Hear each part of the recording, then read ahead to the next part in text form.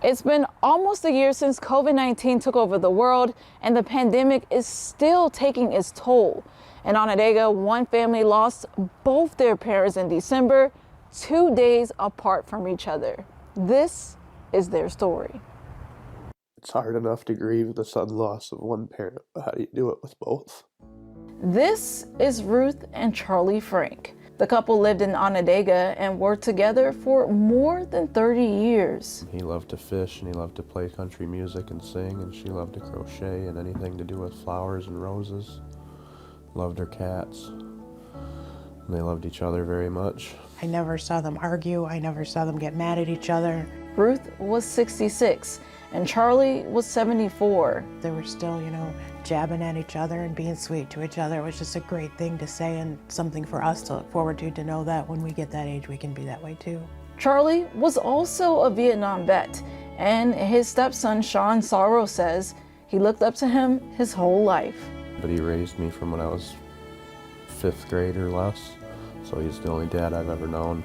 Sean and his wife Darcy say they had taken precautions to try to keep their parents safe from COVID-19, even delaying a camping trip. We postponed it to 2021. It had been quite a long time since we'd seen them. We talked to them on the phone and texted with them, but we did not want to risk them getting COVID at all, so we stayed away. But their lives changed with just one phone call. I got a phone call in early November, I believe it was. It might have been late October, that my father, Charlie, had fallen and couldn't get up and couldn't breathe. So the ambulance had to come and get him. Charlie was released from the hospital. Then it happened again. He had COVID-19. He fought for a little over 3 weeks. 2 of those weeks he was on a ventilator, medically unconscious and paralyzed to preserve oxygen and energy. And a week and a half later, after Charlie was taken to the hospital, Ruth got sick and tested positive as well. We thought she was going to make it. And then suddenly I got a phone call that she had passed away on December 2nd. 2 days later, I got a call that Charlie had passed away on December 4th.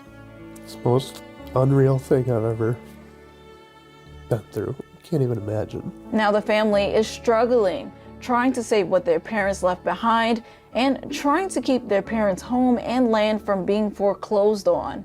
With both of their son losses and then the bills that they had left behind for hospital bills and living expenses, and so we're kind of trying to just do what we can to stick together and make sure we don't lose what was left for us.